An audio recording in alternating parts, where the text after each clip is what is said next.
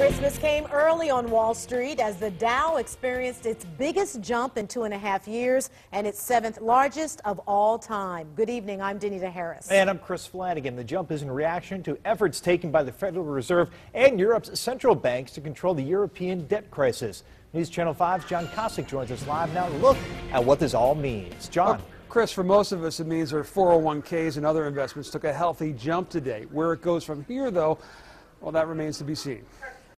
A snapshot of the Dow over the last 4 months resembles at best jagged glass. Sharp gains and retreats, with today's nearly 500-point jump fueled in large part by efforts of the world's central banks to at least start to stabilize the European debt crisis. Bill Monick of Case Western's Weatherhead School of Management says, don't get too excited, though. Today was a very, very small step. You know, what happened today, nothing sustainable has been done.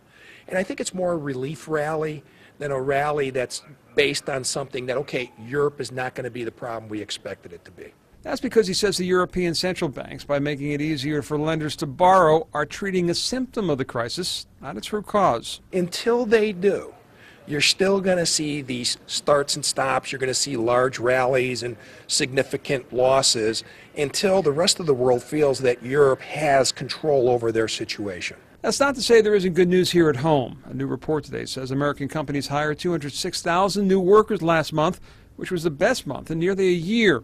Beyond that, Monick says both American business profits and dividends are up. That's been a little overshadowed by what's going on in Europe.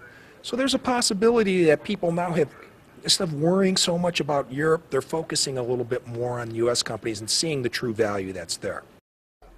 But as for today's gain, though, Monick feels when the dust settles, there will likely be a market pullback from the massive jump we've enjoyed over the last 2 days. Live in the newsroom, John Kosich, News Channel 5. Okay, John.